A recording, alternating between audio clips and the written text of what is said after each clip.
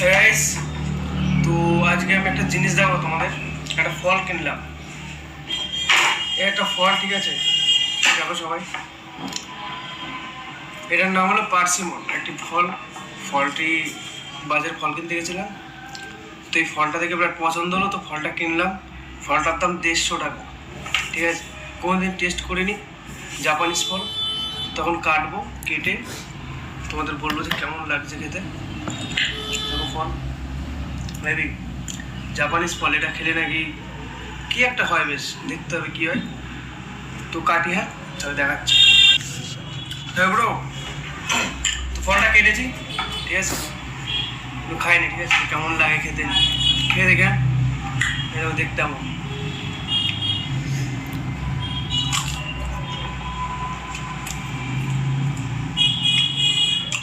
ওই চোখলা খাওয়া যাবে না, মনে হয় এটাই খেতে হবে।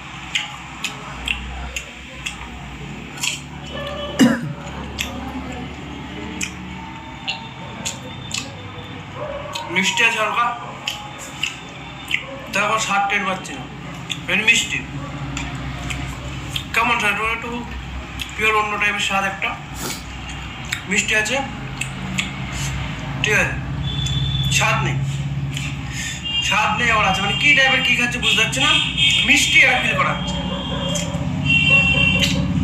ঠিক আছে?